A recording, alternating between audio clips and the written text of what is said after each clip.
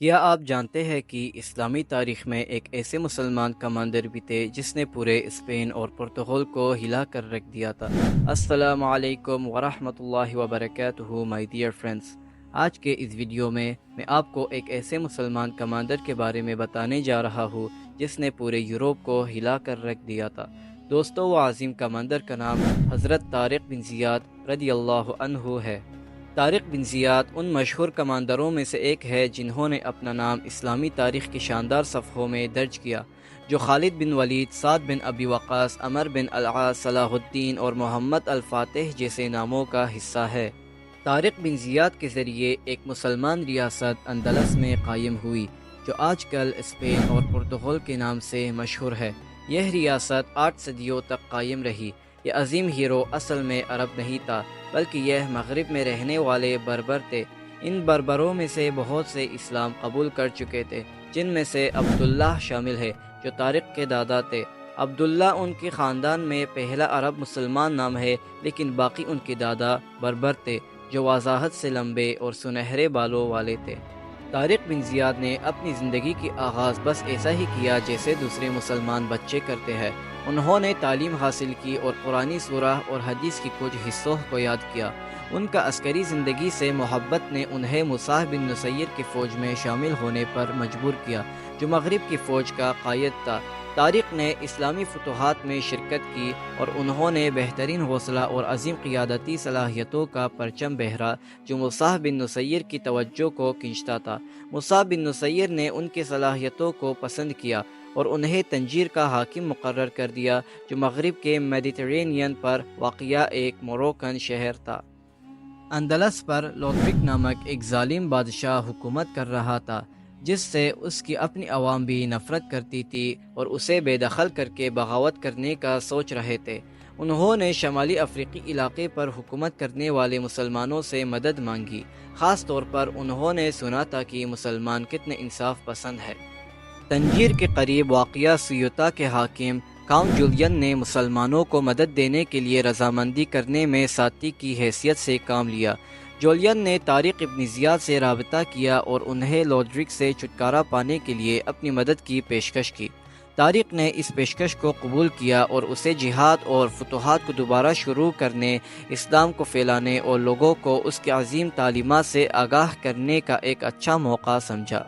طارق نے اندلس فتح کرنے کی اجازت دینے کے لیے مراکش میں موسیٰ ابن نصیر کو پیغام بھیجا۔ موسیٰ نے طارق کو مسلمانوں کے خلیفہ الولید بن عبد الملک سے اجازت دینے تک انتظار کرنے کو کہا، تاکہ وہ اسے اندلس فتح کرنے کی صورتحال سے آگاہ کرے اور اسے وضاحت پیش کرے۔ خلیفہ نے اسے اجازت دے دی، لیکن موسیٰ ابن نصیر کو ہدایت دی کہ وہ اندلس کی طرف نکلنے سے پہلے ایک دستہ فوج بھیج کر وہاں کی حالت کا جائزہ لے۔ خلیفہ کے حکم پر طارق نے بحر روم پار کر کے اندلس جانے کے لیے ایک چھوٹی مہم کی تیاری شروع کی۔ یہ مہم ایک بربر کمانڈر طریف بن ملک کی سربراہی میں تھی۔ اس میں 500 بہترین مسلمان سپاہیوں شامل تھے، جو اندلس میں موجودہ صورتحال جانچنے کے لیے روانہ ہوئی۔ یہ مہم رمضان 91 ہجری جولائی 710 عیسوی میں روانہ ہوئی۔ انہوں نے بحر روم کو گورنر جولین کی فراہم کیے گئے 4 جہازوں میں پار کیا۔ وہ مخالف کناروں ایک ایسے علاقے میں اترے جو بعد میں مہم کی کمانڈر کے نام پر جزیرہ تعریف کے نام سے مشہور ہوا۔ اس چھوٹی مہم نے ملک کی اچھی طرح سے جائزہ لیا۔ انہیں کوئی مزاحمت نہیں ملی اور وہ واپسی پر کافی مقدار میں مال غنیمت لے کر لوٹے۔ طریف کی مہم کی کامیابی سے حوصلہ پاتے ہوئے طارق ابن زیاد نے اندلس پر حملے کی تیاری شروع کر دی۔ طریف کی مہم کی چند ہی عرصے بعد طارق ابن زیاد 60,000 سپاہیوں کے ساتھ روانہ ہوا، جن میں سے زیادہ تر مسلمان بربر تھے۔ وہ بحر روم پار کر کے اندلس پہنچا اور 5 رجب 27 اپریل 711 عیسوی کو ایک پہاڑ کے قریب مسلمان فوج اکٹھا ہوئی، جسے بعد میں جبل طارق کے نام سے جانا جاتا تھا۔ طارق کچھ دنوں تک اس علاقے میں ہی رہا۔ انہوں نے پہاڑ کے قریب ایک فوجی اڈے کے طور پر کام کرنے کے لیے ایک قلعہ تعمیر کیا۔ انہوں نے کچھ فوجیوں کو اس کی حفاظت کے لیے اور فوج کی پچھلی لائنوں کی حفاظت کے لیے تفویض کیا، اگر وہ پیچھے ہٹنا پڑا تو۔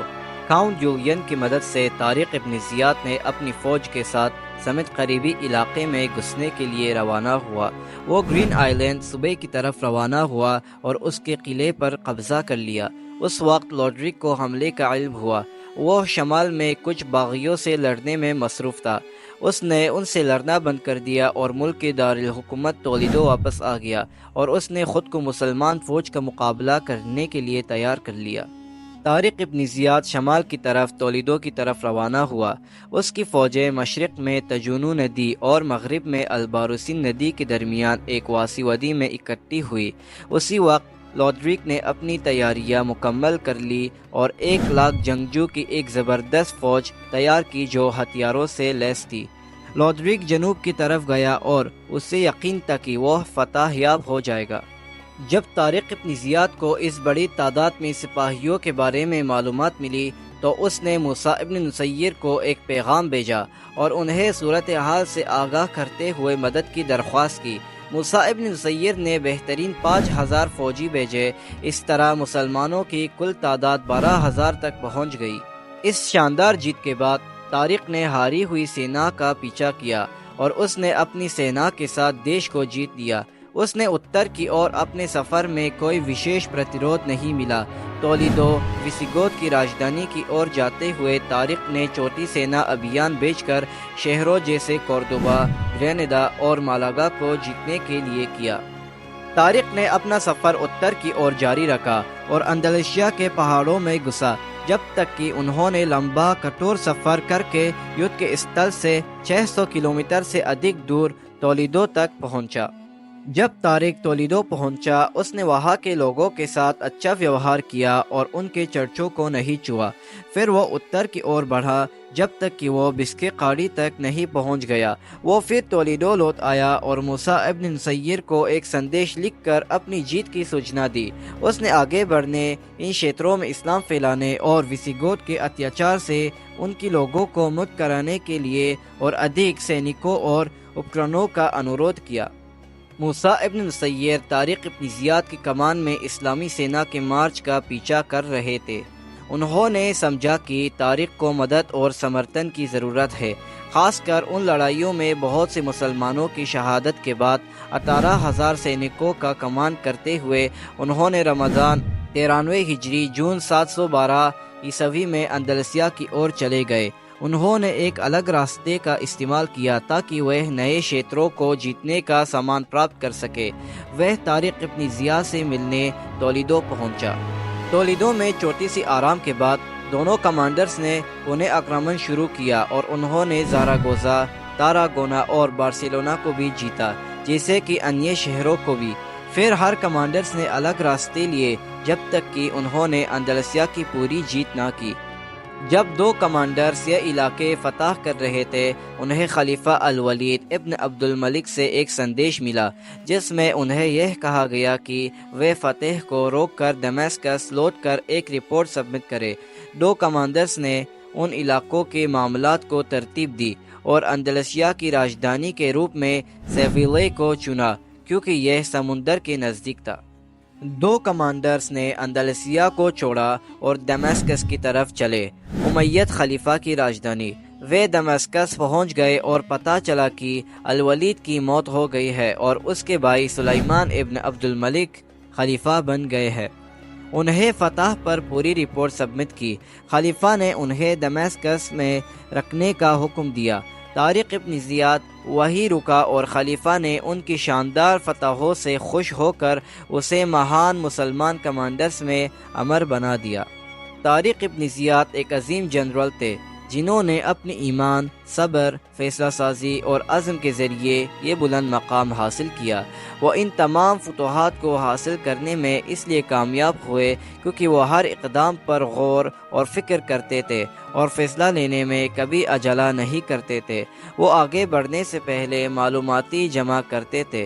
مثال کے طور پر اندلس عبور کرنے سے پہلے انہوں نے اندلس کے حالات کا جائزہ لینے کے لیے ایک جاسوسی مہم بھیجی تھی۔ وہ یعنی طارق ابن زیاد مخلص مومن بھی تھے اور انہیں پورا یقین تھا کہ اللہ کی فتح ان کے ساتھ ہوگی چاہے حالات کتنے ہی ناقدانہ ہو۔ 8 دنوں تک وہ ایسے دشمن سے لڑتا رہا جو تعداد اور سامان کے لحاظ سے ان کی فوج سے بڑھ کر تھا، لیکن اللہ کی فضل سے آخر میں وہ فتح حاصل کرنے میں کامیاب ہوئے۔ دوستو، ایسے ہی اور ویڈیو دیکھنے کے لیے ہمارے چینل کو سبسکرائب کرنا نہ بھولیں۔ تب تک کے لیے اللہ حافظ۔